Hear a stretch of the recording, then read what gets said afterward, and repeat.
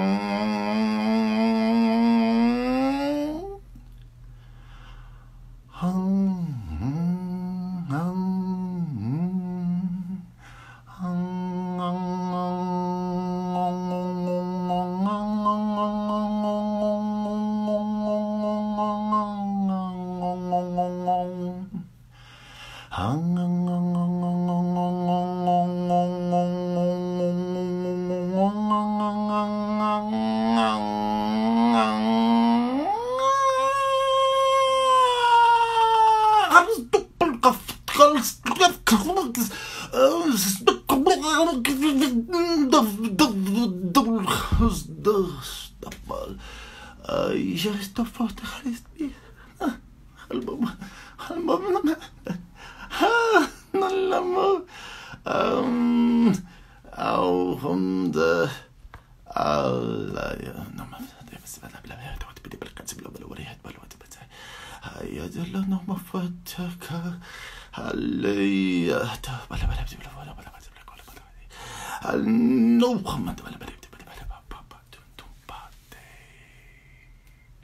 Muito bem. Estão todas e todos me ouvindo? Ah, Sulian, acho que sim, né? Escreveu É isso. Então, bom dia a todas e todos. Agora são 10h03 aqui em Brasília e daremos início então ao nosso terceiro bate-papo Café Sonoro. Tá bem? Antes de mais nada, gostaria de agradecer muito a iniciativa do professor Marcos Chaves, da UFGD, a parceria fortíssima da Letícia Carvalho, da Unirio, e eu e a Sulian Vieira aqui de Brasília, para conseguir estar desenvolvendo essa atividade de extensão que está relacionada, interinstitucional, né, a essa primeira temporada destes episódios que a gente está chamando desses bate-papos Café Sonoros. Tá bem? Muito bem. Deixa eu colocar aqui, para aparecer. Tá, agora sim. Oi, pessoal. Pronto. Dizer também que é uma iniciativa essa do Grupo Vocalidade Cena, que desde 2003 tem um vínculo com o CNPq, quando foi fundada pela professora que já nos deixou, a professora Silvia Davini, ok? E agora eu estou só esperando o meu amigo, convidado de hoje, entrar, para a gente começar, tá bom? Bem-vindas mais uma vez, estou vendo aí que tem uma galera chegando, legal, tá? Então, eu vou começar a apresentar rapidamente o Gil, enquanto ele não aparece. Vamos ver, cadê? Ainda não tá aqui. Tô aguardando ele, hein? Senão vou ter que ficar cantando mais para vocês, aí vai ser horrível. Muito bem. Então, vamos lá. Então, o Gil Roberto, ele é ator, tá? É dramaturgo, pesquisador, doutorando em artes pela Universidade de Brasília e é mestre em artes também pela Universidade de Brasília, com a dissertação que estou aqui na mão. Não sei se dá para ver, dá, né? Essa é a versão impressa, cujo título é Diferença, Voz, Glossolalia, Arthur Performance. Pois é. Vamos esperar ele entrar. Desculpa só um pouquinho.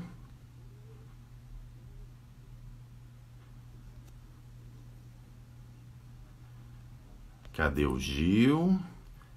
Então, enquanto ele não entra, vou aqui falando mais um pouquinho sobre isso. O título, eu já acho que tem algo muito curioso, além das palavras, é que ele não tem letra maiúscula, nem vírgula separando estas palavras, e nem tampouco a letra maiúscula, como eu falei no início, nem no substantivo próprio, Arthur.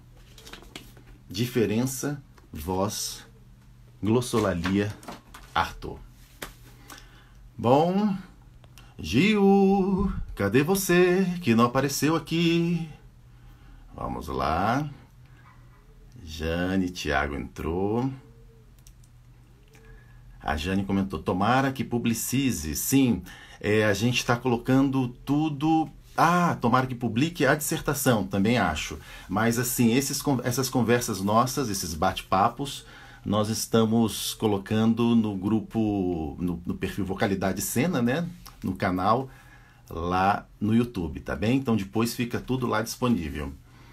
Bom, eu acho que eu vou ter que desligar um pouquinho, aliás, vou sair um pouquinho daqui para ver o que está acontecendo com o Gil. Mas eu já volto, tá? Enquanto isso, vamos lá.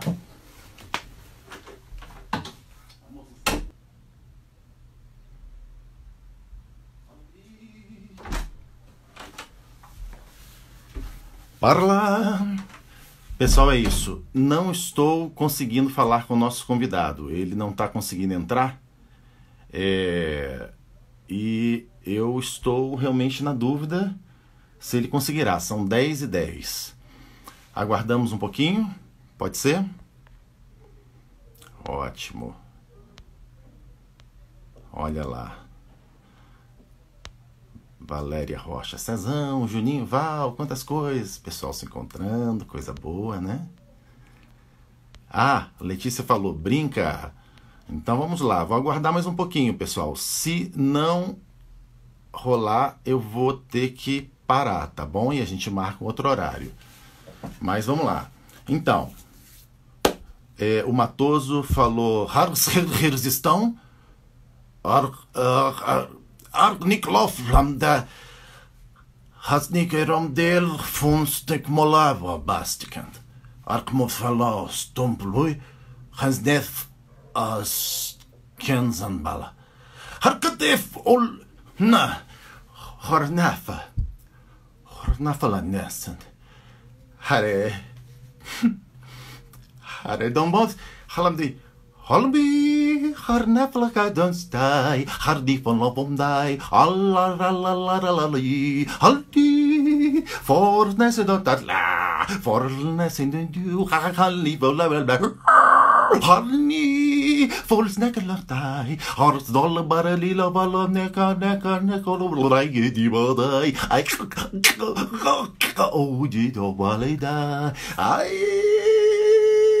walidai Karnikan ng bandira kalabing ng Dobrling Tati waraling kandara di Karlim debati Arling andara di wali nay de Fred, Fred, fazendo gracinha, né? Muito bem, pessoal. Quais as diferenças entre glossolalia e gromelô? Bom, gente, esse é um assunto que o Gil ia tratar. Eu posso falar rapidinho enquanto ele não entra. O que ocorre é que, conforme a pesquisa do Gil, as glossolalias, elas barcam uma série de possibilidades de brincar com a língua.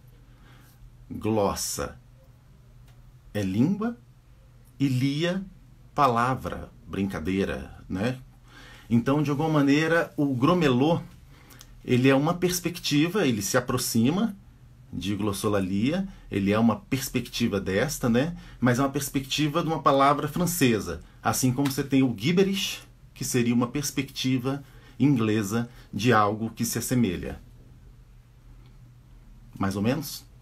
Assim como, de uma outra perspectiva no teatro, a gente tem a blablação.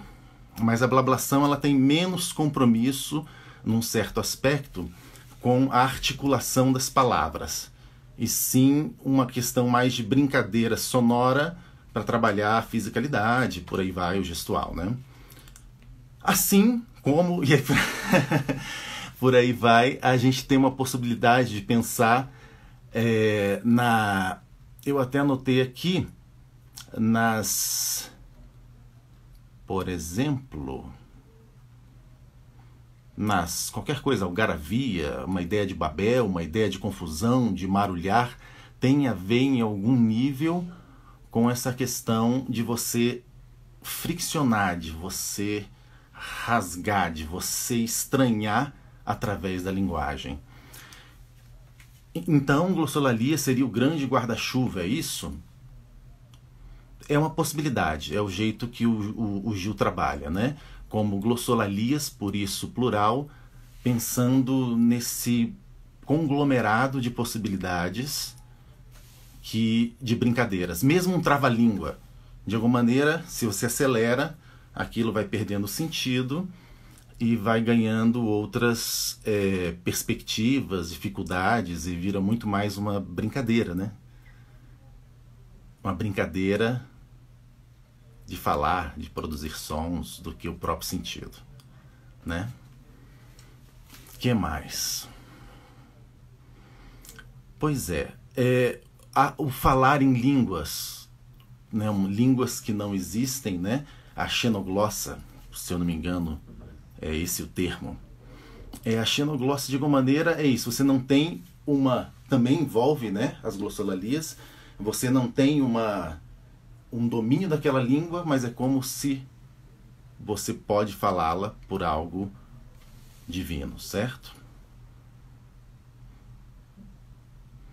A Letícia comentou, o Gil deve estar em outro perfil. Bom, é isso. São 10h16.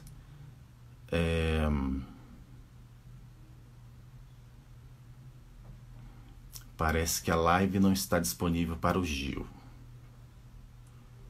Isso daqui que a gente está fazendo em algum nível já é uma glossolalia, né?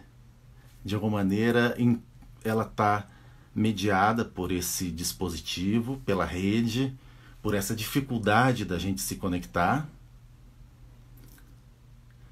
O Marco Alvarenga comentou, né? O Gramelô se pauta pelo sentido. Sim, essa é uma questão maravilhosa, porque a gente elimina um tipo de sentido compartilhado para abrir outras possibilidades de sentido. Mas não quer dizer que não tenha sentido, né?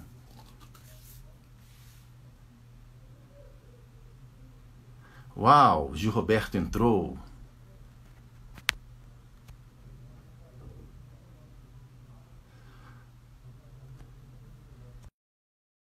Sim, agora sim.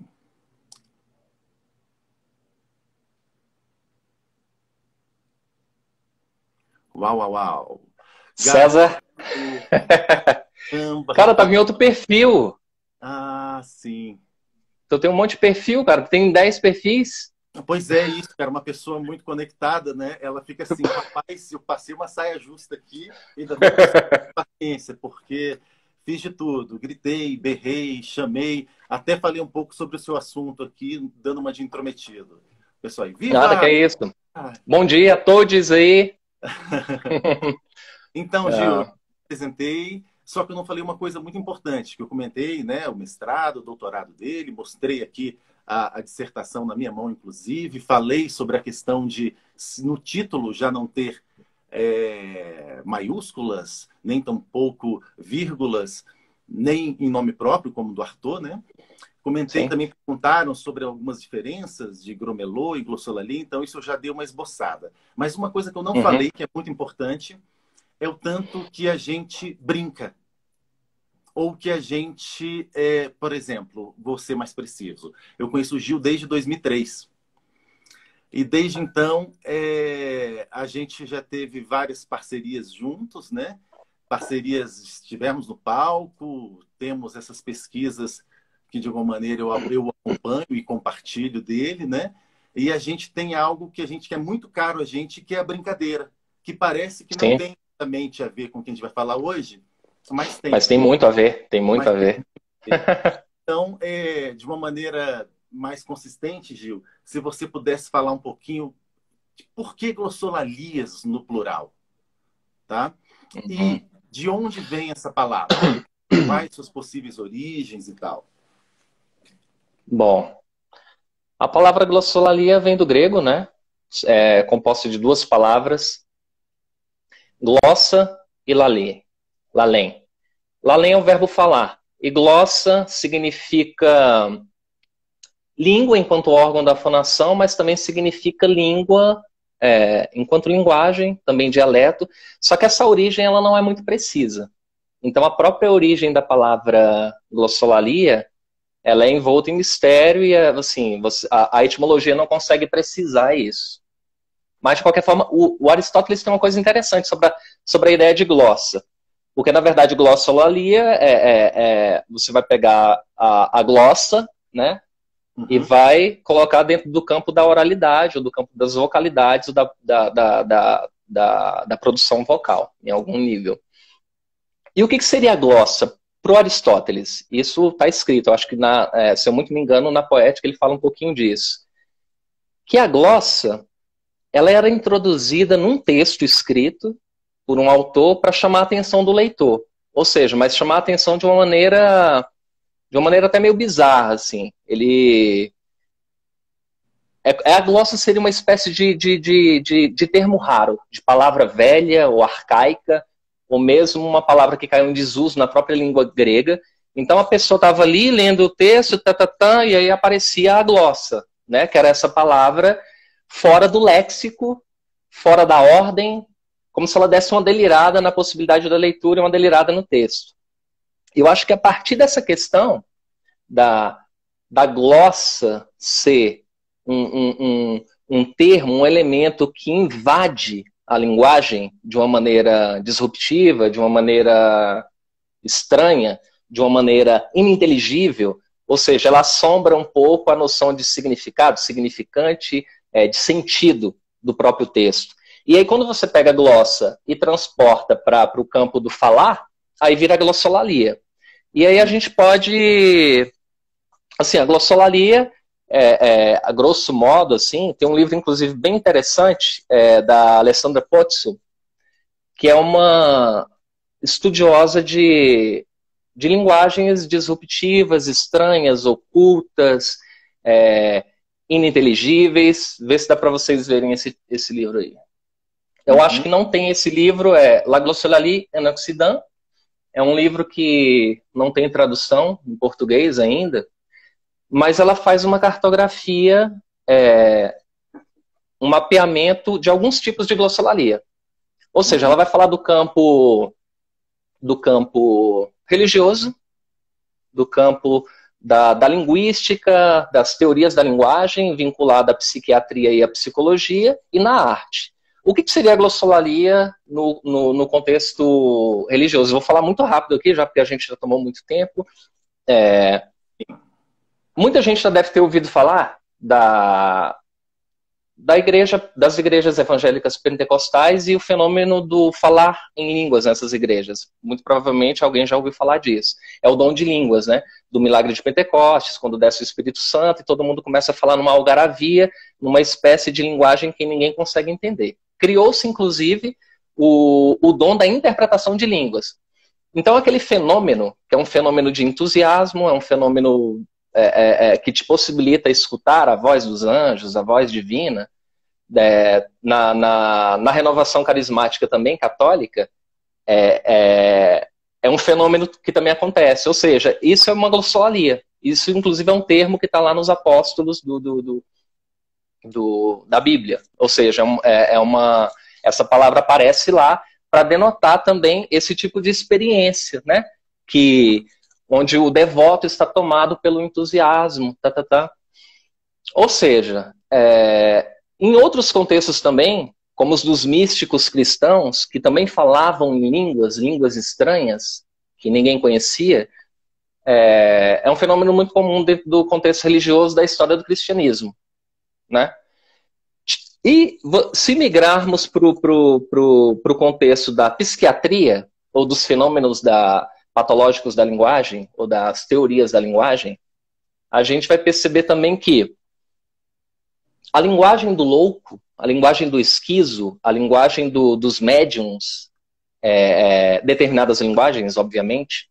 Vou dar um exemplo, inclusive, para ficar um pouco mais claro, no contexto da linguística, no contexto da psiquiatria. Teve um caso que ficou super célebre, de uma médium chamada Ellen Smith, que foi estudada por um médico chamado Theodore Flournoy, que inclusive o Jung era super fã dessas teses dele. Na época que o Jung começou a bombar ali, a base dos estudos dele de fenômenos parapsicológicos, mediúnicos, ele tem como base o Flournoy. E qual era a onda da Ellen Smith? Ela dizia que era a encarnação de uma divindade hindu, ou de uma rainha hindu, entre outras coisas, e falava uma linguagem que ninguém compreendia. Então, muita gente chamou essa linguagem de marciano. Você vai jogar lá no Google, Ellen Smith, marciano, ou seja, um caso super detalhado de glossolalia no contexto da psiquiatria e linguagem. E aí teve uma galera, estudiosos da linguagem, incluindo o Saussure, que vai pesquisar esse fenômeno tão peculiar, que parece tão extraordinário assim, junto com médicos, filósofos não, se bem que o Flournoy também estudava filosofia. Ou seja, eles vão estudar esse fenômeno dentro desse contexto de uma disrupção linguística, uma disrupção do inconsciente, e vai ter essa relação estruturalista durante um bom tempo entre o inconsciente, uma produção inconsciente e a linguagem.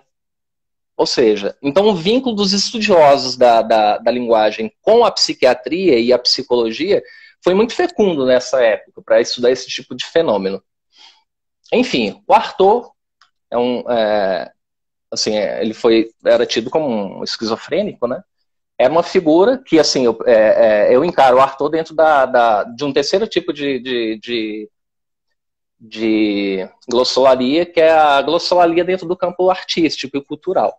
Que é o que a gente pode falar um pouco, é o que mais interessa também, depois a gente vai caracterizar um pouco do que seria essa glossolalia, né? Mas, assim, a Alessandra Pozzo vai, então, trazer esse contexto de uma glossolalia que é inventada, que ela é manejada no artifício, né?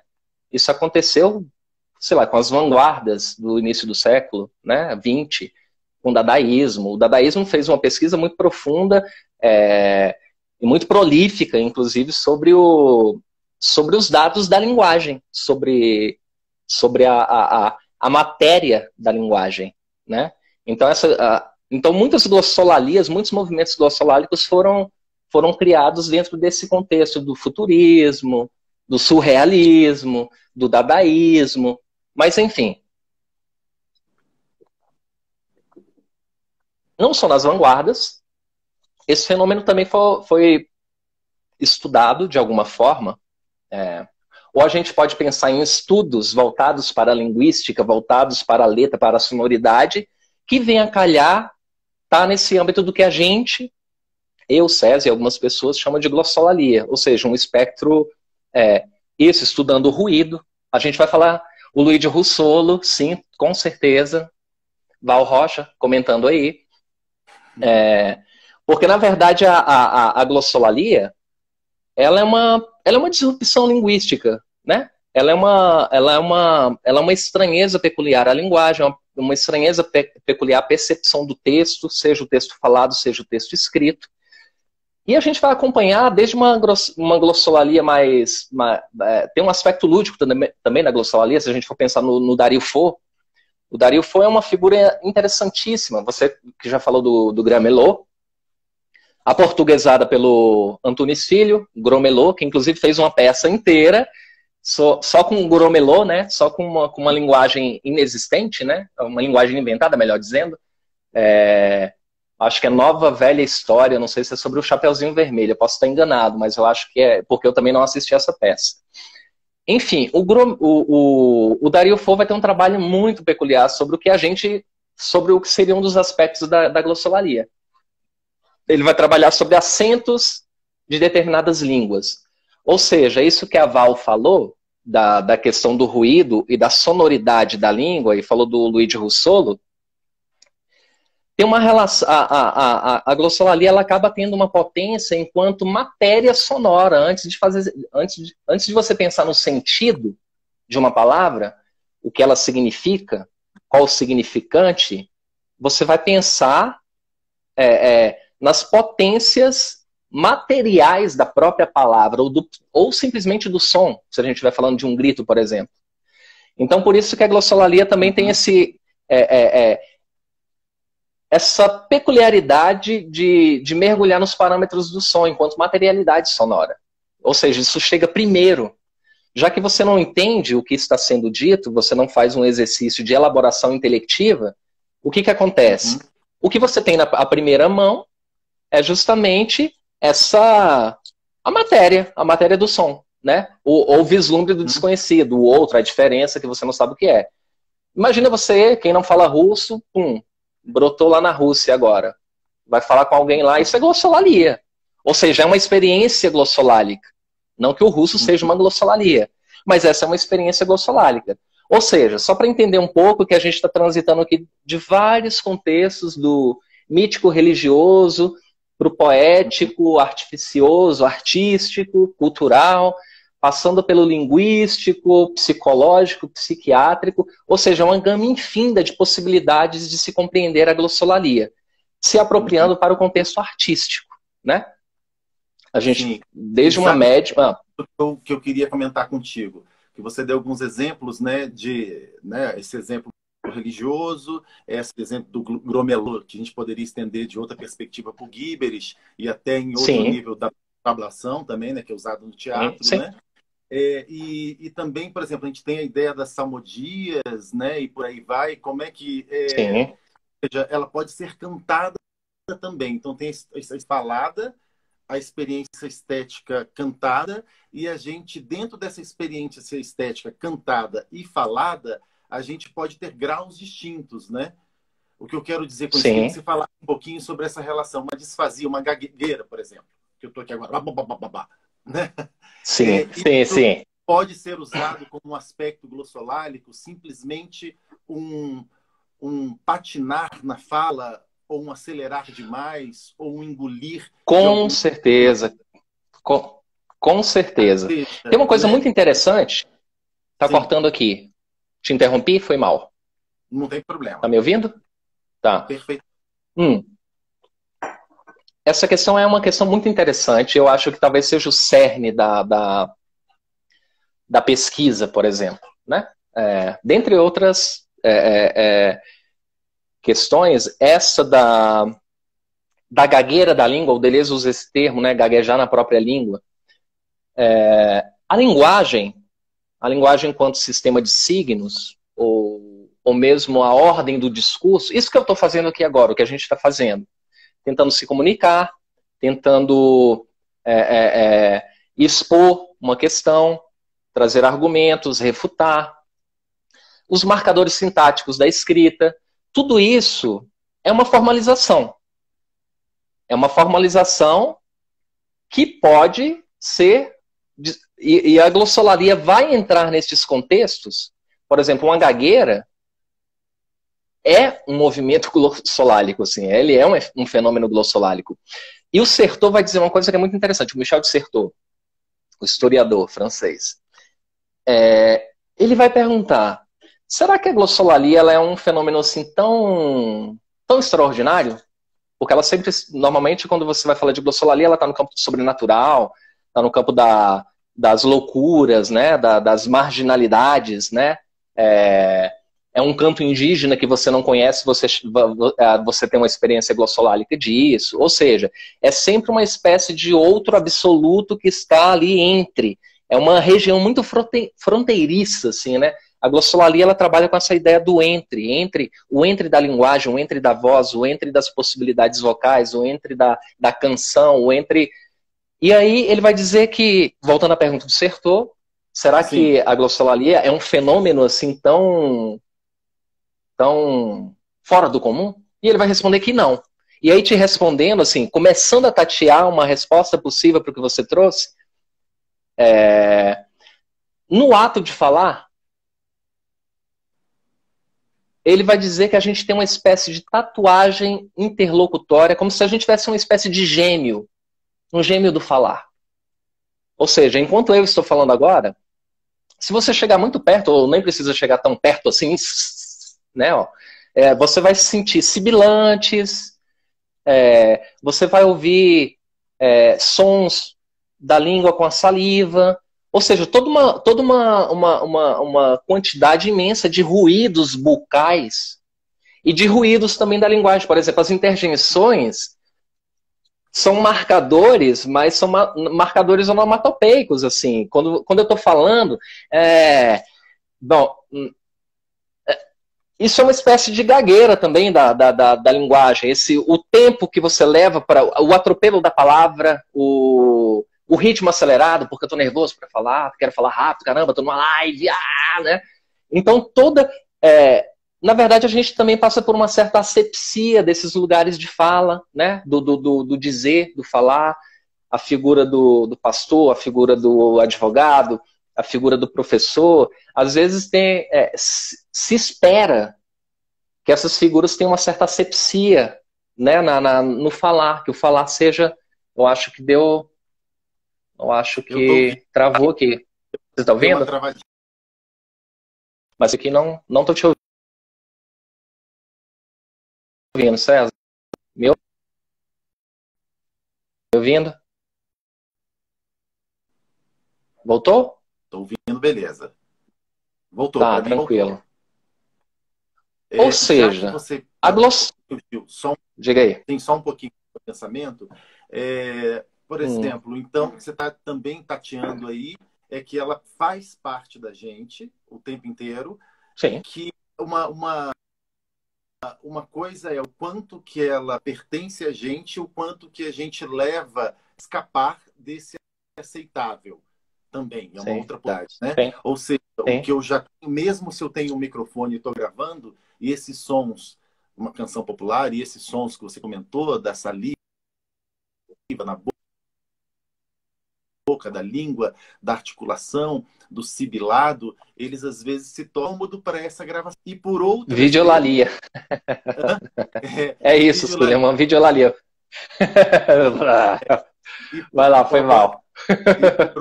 E em outro sentido também, isso pode justamente um encanto, né?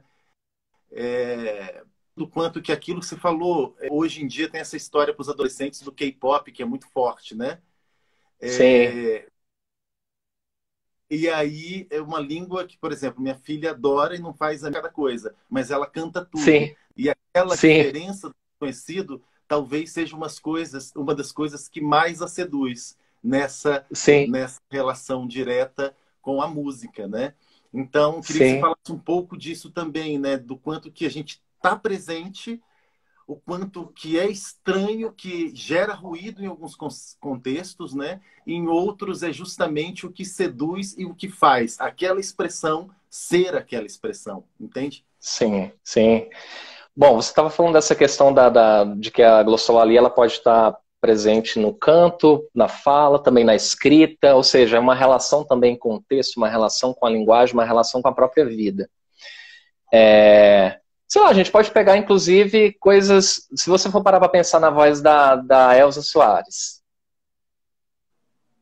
No primeiro momento você, assim, para qualquer outra pessoa que não tivesse aquele vigor, aquela intensidade, aquela forma linda de cantar, aquilo poderia simplesmente passar como uma sujeira, um ruído vocal, né? Uma impossibilidade, inclusive, dependendo do contexto. Só que no contexto da Elza, que canta samba, que canta, enfim, como artista, aquela soprosidade da voz, aquele arranhar da garganta, para mim é toda a beleza ou seja, é uma voz belamente glossolálica, para dar um exemplo, né? Sendo direto, assim. E eu acho que também essa questão da vulnerabilidade dos discursos, do dizer, da forma de se colocar. A gente pode pensar no campo político, por exemplo, como os contextos, os diálogos, as manifestações políticas, eu digo vocalmente, né, estão limpas estão esvaziadas de um sentido mais vulnerável da língua, que seria uma espécie também de vulnerabilidade do ser humano. É como uma possibilidade, essas sujeiras vocais, esses ruídos, essas pequenas ininteligibilidades, é aquela tatuagem interlocutória do Michel Foucault, ou do Michel Foucault, não, do Michel de Certeau, né? Uhum. Ou seja, é toda uma beleza aferir a vulnerabilidade no som. Lembrando da live passada, toda voz realmente importa, mas é toda com todos os níveis, com toda a profundidade de mazelas, com toda a patologia, com todo o ruído, com toda... Porque, na verdade, eu acho que a coisa mais importante da glossolalia, assim, daqui um pouco a gente vai falar sobre a importância no contexto, se der tempo, obviamente, César, tem umas perguntas aí, se você puder dando uma olhada aí, porque essa pergunta aí é grande. Essa é grande. Usar isso para pesquisa e estudo? Não. Com um super microfone condensador, é possível ouvir claramente todos esses aspectos sonoros mencionados. Vocês usam ou pensam em usar isso para pesquisa ou estudo? A voz ampliada e ouvida com clareza. João Gaspar. Bom, daqui um pouquinho a gente volta nessa questão. É João Gaspar, né? Porque aqui não está aparecendo João Gaspar. É João Gaspar, né? Daqui um pouco a gente comenta. Já faz parte de uma pesquisa, na verdade, a glossolalia. É uma pesquisa que eu comecei em 2013. Uhum. Né? Que a gente, enfim... Então, assim, já tenho uma dissertação de mestrado com esse trabalho, com essas perspectivas, mas eu estava falando de uma questão que eu acho, assim, para a gente começar a falar sobre a importância para a vida e também no contexto mais pragmático de uso no teatro, por exemplo, na atuação, ou mesmo na voz cantada, né, pro cantor, para a cantora, que é o fato de que a glossolalia, e indo um pouco ao encontro de que você falou dessa beleza da disfuncionalidade, das vulnerabilidades, da sujeira da voz, né? Sim. Que, para mim, a glossolalia, a grande importância, enquanto é quase uma importância ontológica, assim, é o fato de que escutar glossolalia é estar poroso ao outro absoluto. Assim, eu acho que deu uma travada aqui. Você está me ouvindo? Estou ouvindo. Então, assim, eu acho que essa característica é fundamental para absolutamente... ou seja, ela implica uma audição, né?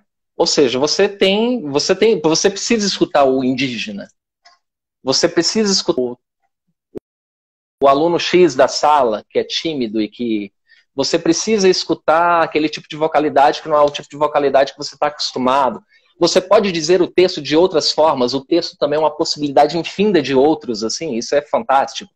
Quando você pega um solilóquio do Hamlet, ou seja, aquilo é um outro absurdo. Tem muitos monstros ali dentro, você pode transformar aquilo de uma maneira incrível. Ou seja, a potencialidade do outro se infinitar na glossolalia é incrível. Eu acho que essa é a primeira característica, assim, a característica mais marcante da possibilidade de se mergulhar num contexto glossolálico, né? Mas você me fez uma pergunta e eu dei uma devagada, né? Não, mas isso faz parte, né? Glossolalias. Então, assim, veja, foi falado aqui rapidamente sobre questões da origem, de possíveis origens, de possíveis vertentes, usos estéticos cotidianos, da presença dessas características do nosso cotidiano, enfatizadas, como o Gaspar comentou, se a gente coloca o microfone, então, isso grita, né? Sim. E agora, minha pergunta é, como se utilizar ou brincar com essas possibilidades para você ter mais aparatos ou ferramentas ou possibilidades técnicas no teatro? Sim. Bom, eu vou falar de algumas coisas específicas, visto que a glossolalia pode ser... Para que você quer usar a glossolalia? Né? Já parte daí. Então ela tem muitos... eu entendo a glossolalia, inclusive, como as glossolalias, como um conjunto de práticas. Um conjunto de práticas de experimentação, um conjunto de práticas de escuta, um conjunto de práticas de delirar, estranhar a linguagem, as potencialidades vocais. Então, assim, você tem uma amplitude muito grande de serventia, né, para o contexto do teatro. Mas a gente pode pensar em algumas coisas mais pontuais. Eu falei do Gramelot, do Dario Fo, por exemplo, que o Gramelot, bom, você já falou sobre o Gramelot, né, sobre essa invencionice, que também o Dario Fo, basicamente, ele trabalha sobre sotaques, né? O sotaque inglês, o sotaque espanhol, o sotaque alemão, ou seja, um certo estereótipo de determinada língua. Aí você entende, ele está falando, ele está simulando um japonês, ele está simulando um alemão. Sim. Essa é uma técnica, inclusive, muito usada entre os clowns, por exemplo. Porque quando você... Na blablação, né, da Viola Spolin, do Gibberish, como você bem colocou. Ou seja, essa invencionice de uma linguagem, porque é uma coisa muito importante também, vou voltar um pouquinho em Sertor para poder te responder, que é o fato de que a glossolalia, ela tem tudo aquilo que possibilita algo ser dito. Ela só não tem uma coisa. Ela não te traz o sentido, ela não tem a estrutura da língua, ela não tem a estrutura semântica, gramatical, ela não tem um marcador sintático, ou seja, mas ela tem ela funda absolutamente a possibilidade de se dizer algo. Antes do sentido, né? Antes de você pensar, nossa, ser ou não ser, eis a questão, o que significa isso? Como é que eu vou dizer isso? Nossa, o Laurence Olivier falou isso 1000 vezes, o Wagner Moura também já, caramba, aí você começa a ver filmes, como é que o Mel Gibson disse, o solilóquio do Hamlet, começa a ficar numa neura do sentido, né? Uma neura do significado do significante, que é bem interessante, é um momento também que a gente tem que lidar com o texto. Mas voltando ao Dario Fo, e pensando nessa potência, ou seja, que a glossolalia tem ela tem tudo que é possível para que algo seja dito, para que uma língua seja dita, né? E aí o que traz, por exemplo, o Gromelot, ou Gramelot, do Dario Fo, ou a blablação, o Gibberish, te traz a possibilidade de você dizer sem dizer, você diz algo que não diz nada. Isso pode te dar outros focos de atenção e de pesquisa, né? De atenção para que você possa pesquisar. Por exemplo, o gestual, né? E os clowns, muitos clowns que só falam em Gibberish, tem uma mímica incrível, mas essa mímica só foi possível a partir de você desvincular uma ideia de sentido. Porque com o sentido, o gesto ele acaba entrando em conflito com a palavra, muitas vezes. Às vezes isso é usado de maneira intencional. Mas quando você está dizendo absolutamente... A gente pode até depois se rolar. A gente pode dar um exemplo bem prático e bem simples de um exercício básico dentro das artes cênicas, assim. Se todo mundo não fez, vai fazer um dia, se continuar estudando artes cênicas. É bem... Falando nisso, Suelen comentou aqui, Gil, apesar de não ter marcadores sintáticos, temos a entoação. Não seria um marcador linguístico que nos conecta, neste caso, inclusive, aos significados? Sim. Na verdade, a glossolalia, ela não se desvincula da língua. Agora sim, ela não tem... Aqui deu uma travada, mas eu acho que você está me escutando, né, César? Estou escutando. Mas não, a sintática, ela não tem marcadores sintáticos, visto que ela é o entre dos marcadores, ela é o entre da linguagem, mas ela joga com os marcadores. Então, nesse sentido, sim. A glossolalia joga com essa zona fronteiriça entre signo e língua, entre Eu vou voltar nesse assunto daqui um pouquinho, se você puder me lembrar, César. Mas só voltando um pouquinho, para terminar aquela questão de qual a utilidade, né, da glossolalia.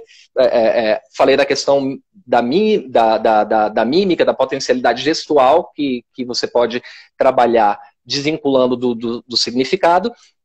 Sim. Mas uma outra questão é um estudo mais aprofundado, ou direto dos parâmetros do som. Então, assim, quando você está inventando uma outra língua, a única coisa que você consegue ouvir é um ritmo, é uma fricção entre vogais e consoantes, ou entre consoantes, que seja, é a frequência, é o timbre, ou seja, tem toda uma gama de materialidade da palavra com a qual você pode se munir para depois se debruçar sobre o sentido do texto. Tem gente que faz o inverso, tem gente que não faz isso, mas assim, tem toda uma gama de ruídos dentro do texto, de possibilidades de ruído dentro do texto, né? Se você estuda simplesmente os parâmetros do som a partir de uma glossolalia, porque aí você desvincula, né? Você está cantando uma canção, a canção diz algo. Então, assim, o movimento é bem diferente, porque a gente tem essa questão de que a linguagem parece permear toda a nossa existência, o fato de que a gente quer dar sentido a tudo. Mesmo na glossolalia do entusiasmo divino, onde o glossolali, que é aquele que fala a glossolalia, fala a voz de Deus ou a voz dos anjos, existe o dom da interpretação de línguas. Ou seja, e também na psicanálise, o Saussure, o Flournoy, começou a tentar decodificar o inconsciente da Elaine Smith para poder significar algo. Não, isso aí tem que significar alguma coisa, não pode ser nada. Não pode ser o indizível pelo indizível, não pode ser ininteligibilidade pela ininteligibilidade, não pode ser só puro ruído, né?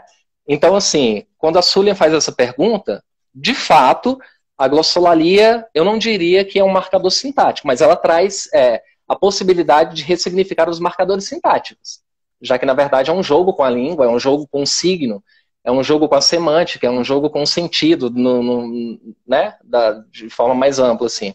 Você acha que eu estou falando demais? Não sei se eu consegui te responder, assim. Bem, Gil, retornando, temos mais perguntas, mas retornando só um pouquinho, por exemplo, você comentou de alguns exercícios básicos, né, no teatro e etc. O que eu percebo, como professor, muitas vezes, é que quando se dá o início dessa prática, há uma necessidade muito grande de ter o gestual, que como se ele reforçasse o que está sendo dito para ser entendido. E você pode não fazer isso. Às vezes até é mais interessante, porque você abre muito mais possibilidades se você não faz um gestual que já limita aquele entendimento, correto?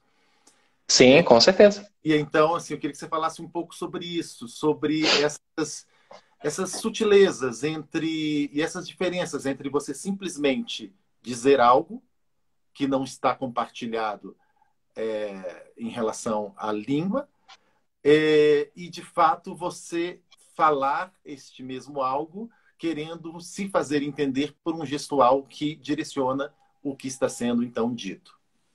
Sim. Na verdade, isso pode ser um uso intencional, se assim quiser, né? Tá travando aqui, tá me escutando, né? Tô sim. Tá. Intencional. Então, na verdade, você está narrando, né, de alguma forma. Por exemplo, o Gromelot, o Gramelot do Dario Fo é muito gestual. Ele assim, ele reforça realmente uma história. Ele consegue contar uma história fazendo sons, ou seja, o engraçado fica justamente nessa relação, porque tu não sabe nem o que ele está contando, mas assim, ele cria máquinas birutas que fazem um barulho aqui, outro barulho aqui, outro barulho ali, dentro de um acento, ou seja, ele usa o clichê do clichê do clichê. Ele pega um estereótipo de língua, né, de um inglês, um acento alemão, e um estereótipo também de movimentação, não vou falar, um repertório gestual para contar uma história. E, de fato, aí volta nessa mesma questão. Isso que você está falando é uma necessidade de se fazer entender, né? Uma necessidade de dar sentido às coisas. A gente pode até fazer um exercício, por exemplo, eu posso inventar um gibberish aqui, e obviamente vai ter um gestual, você pode traduzir esse gibberish. E todo mundo, ou seja, esse é um exercício bem básico, assim. Aham. Mas respondendo, aprofundando um pouquinho mais essa questão do por que as pessoas começam assim, né? É, na verdade, por um apego a significâncias. E, na verdade, muita coisa pode não chegar, mesmo você tentando mimetizar o que está pensando e não o que está dizendo. Porque são coisas bem assim, eu estou pensando uma coisa, caramba, como é que eu mostro? E aí você perde um pouco também do valor da glossolalia, se você não estiver usando isso de uma forma consciente, de uma forma intencional. E isso é bem interessante quando você está experimentando e vê essa fricção do lugar assim, que na verdade é o teu pensamento que está chegando no gesto. Aham. E aí você perde um pouco a possibilidade de estar exercitando só a potência vocal, porque você pode fazer uma glossolalia sem gesto também, né? Ou seja, os exercícios são infindos, assim. Olha só, Ah, estamos a 5 minutos do término, tivemos vixe. aquela questão do início ali que foi muito engraçada, foi muito glossolábica, inclusive. A gente teria assunto para muito mais tempo, né? Eu vou Sim, só sim. aqui rapidamente, a gente vê se faz esse exercício que você comentou. O Domingo Sávio, talvez eu não leia todas as perguntas, perdão, comentou, ouvindo você falar agora sobre significado, penso que esses ruídos sonoros, toda a riqueza glossolálica, são significantes independentemente do significado. Colocou várias Sim. reticências, né? E que tem uma Uhum. força incrível. E a Leste, minha amada, disse o seguinte: estes não seriam elementos suprassegmentais, tá? A Súlia comentou que respondeu. Pá, o Rodrigo Fischer falou: podia rolar um bate-papo Rodriguinho. glossolar. Chegou a hora, hein? Ah, então vamos lá. Agora tem esse gap aqui, E porque aí tá a gente tem os travando, né? avisos Não tô finais. nem te escutando. Fala de novo aí. Aí, já começou, né? Tipo, videolalia, né? Glossovideolalia, sei lá. Ah, Exatamente, glossovisiolalia. Não, só para dizer que a gente teria que fazer agora esse exercício rapidamente, se for o caso, para os avisos aham. finais não cair, tá bom? Então, qual é a Então vamos fazer proposta? o seguinte: vamos fazer um exercício bem simples. É Sim. um exercício extremamente simples. Eu vou falar uma glossolalia e você vai traduzir para fechar, para começar a fechar o trabalho, né? Ok, Pode ser? pode. Bom, então. Darf diese Morgen Kiss em live Ocean? Eu cheguei hoje para falar sobre glossolalia com vocês. Der Trivial Future, der Prove, der Preve, der Privbotberg. E depois de alguns estudos, algumas tentativas, inclusive para entrar no Instagram, vi que tudo caiu, tudo foi por água abaixo e realmente estou decepcionado. Behoven, der Sifokati, der Spifrodi, ao Chesse Freie, der Freibeleider. Freibeleider, Freibeleider, Freibeleider. No entanto, eu acho que sempre há uma chance da gente conseguir um contato mais efetivo. E é mais para isso também é muito importante tacar o foda-se, e lasca tudo, e foda-se. Brava Jusen, Strava, de que a Protensan, Lave Jazz. Badai. Então, por fim, o que eu tenho para dizer para vocês é que eu adorei este momento e vou carregar ele para minha vida. Bye bye, tchau. É É isso? tipo isso aí. É por aí, é por aí. É tipo uma brincadeirinha. Tipo, né? Enfim, Bem, valeu pela brincadeira. Enfim, dá pra levar isso muito adiante, né? Assim, pra brincar. sim. Tem um potencial lúdico da glossolalia também pro teatro. E pra vida, na verdade. Enfim. O brincar, você começou falando de brincar. Eu acho que dá pra brincar e muito com a glossolalia, né? Enfim, não vou tomar mais o tempo, porque a gente precisa finalizar. E que pena, eu agradeço imensamente o convite para estar falando aqui sobre um assunto que é tão pop, né? E agradeço aos organizadores, o Marquito, o Súlia, você, e valeu pelo convite. Agradeço demais. Eu Muito obrigado mesmo, tá? Junto, né? Esse tipo de experiência. Vou agora colocar Sim, aqui algumas referências, tá? É uma novidade para a gente, apesar de muitas outras a gente já ter partilhado, né? Então, aqui são sim. algumas referências, tá, pessoal, que a gente separou. Elas vão estar no vídeo, lá no canal do YouTube, né? Então, só o Demetrio Stratos, que o Gil tá ali com o CD, que ele foi realmente uma pessoa, uma referência muito grande na ideia de voz estendida, tá? O Luciano Berio, compositor, eu vou dar uma aceleradinha aqui. O Dario Vai Fogo lá. falou sobre a questão dos sotaques, aqui algumas referências. Esse CD é um CD triplo alemão que traz várias perspectivas Esse aqui, ó. globalicas, inclusive exatamente também do falar em línguas, algumas coisas parecem até um pouco duvidosas, mas é um material muito interessante para a gente ter contato. Aqui também o próprio Arthur narrando o Para Acabar com o Julgamento de Deus. E, por fim, Sim, uma questão também de fricção, que é do Colin Stetson, que é um saxofonista único, que talvez a questão dele ser tão único também é trazida por essa questão da estranheza dessa sonoridade que ele traz em relação ao corpo dele com esse instrumento. Também algumas referências de poesia sonora vão estar lá no vídeo, tá, gente? Estou passando rápido isso. Foi pego assim de uma maneira um pouco aleatória, mas aqui são algumas para quem tiver interesse começar. E por fim, gostaria muito de falar sobre o próximo evento, né? Que vai ser na terça-feira que vem, às 10 horas, com a Súlia Vieira e a Meimei Bastos. E a ideia é falar sobre, não está dando para ver